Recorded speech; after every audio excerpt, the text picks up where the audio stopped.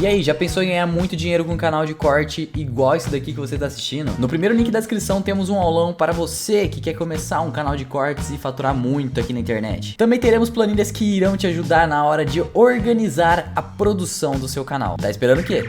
A nossa capacidade de controle de emoção. Por quê? Quando você tem a categorização de informação, isso não transforma ela não transforma as suas ações. E que as emoções são necessárias para que exista a ação.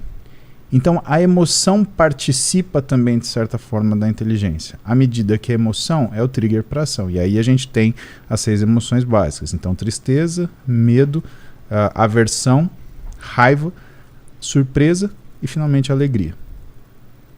E que essas emoções, elas trabalham para modular a sua ação, né? E que dentro dessas, bom, pelo menos ele falando, né? Dentro dessas a mais importante seria, surpreenda se você, não é a alegria, mas é a aversão. O medo, não? É a aversão, porque a aversão te mantém vivo. Bom, o que é a relação com o Rick Hampson? No livro dele, O Cérebro de Buda, Buddha's Brain, ele fala muito sobre o que é a doutrina budista, mas ela vista sob uma ótica de neurociência. Por quê? Porque quem que é esse Rick Hampson? Ele é um psicólogo, né, um terapeuta formado, né, nos Estados Unidos e que tem uma série de trabalhos, mas que ele fala de 3 que são os pilares do budismo, né? Basicamente, virtude, concentração e sabedoria. Virtude, você ter um propósito.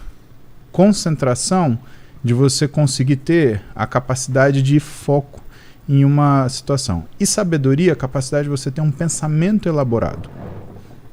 Só que essas coisas, e aí a gente está com o Wesley aqui, a gente desenvolve, certo? E que isso tem relação também com a nossa capacidade de estudar e de, principalmente, não só gostar de estudar, mas você achar importância no que você está fazendo. Eu vou te ser muito sincero, por exemplo, música é matemática. E eu aprendi a tocar violão. Para que eu aprendi a tocar violão? Eu tinha um motivo muito importante, né? Eu queria tocar violão para Roberta, né? Que era uma motivação muito forte para mim. Então eu peguei o violão, blém, até saiu uma música, saiu, né? E é uma forma de estudo. Então, talvez se eu fosse pegar qualquer outro instrumento, ou se eu fosse sem contexto, nunca ia aprender a tocar o instrumento, porque eu tinha um motivador muito forte, né?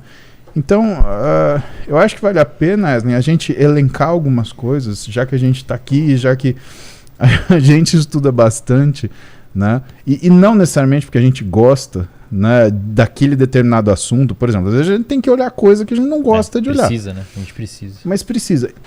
E pra gente o desafio é desenvolver o saco para, primeiro, fazer aquilo. Segundo, captar aquela informação. Terceiro, categorizar e elaborar essa informação. E quarto, saber raciocinar sobre ela e não responder a ela também de uma forma emocional. Ter aquilo guardado como se fosse uma informação. Porque é fácil você não gostar daquilo que você não concorda. O difícil é você respeitar aquilo que você não concorda e entender que tem momentos que aquilo ele representa uma variável importante da situação que você está vivendo. Podemos falar disso? Cara, eu tenho uma história inversa da maioria dos profissionais da psicologia. Eu estudei psicologia, aí eu fui estudar neurociência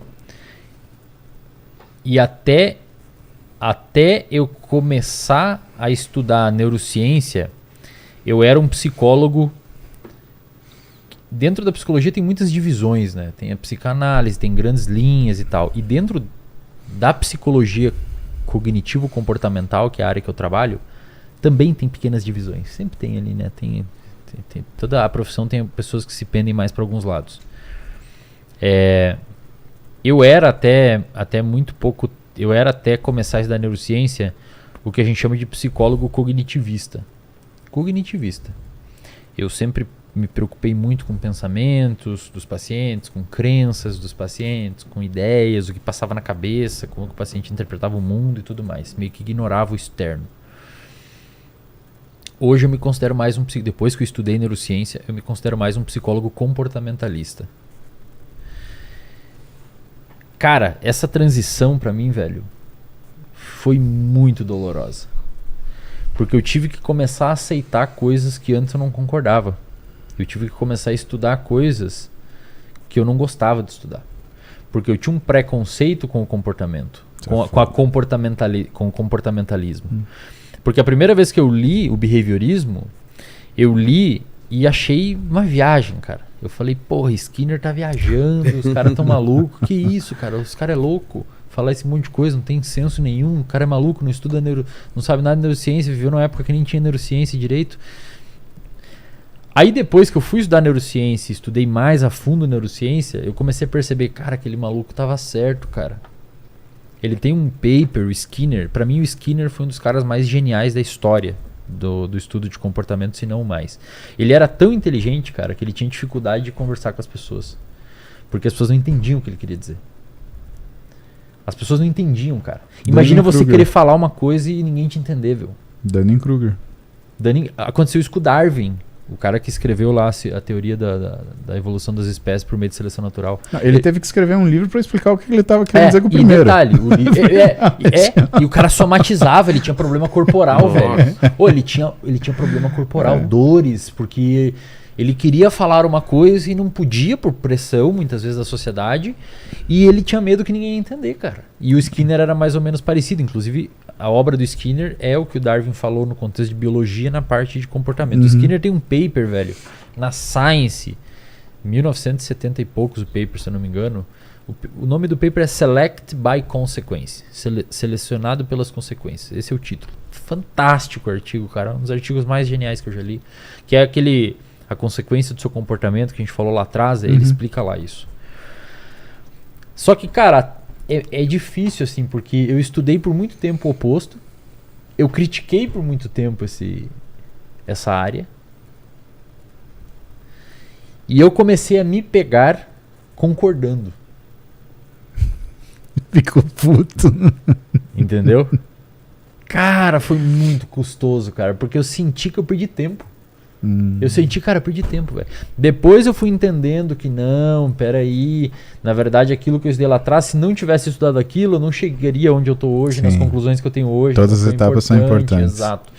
Então a galera, claro que você sempre vai ter coisas que você gosta mais de estudar e que você quer mais estudar, mas eu diria que é até importante você manter estudos de coisas que você não gosta eventualmente, para você não perder esse músculo.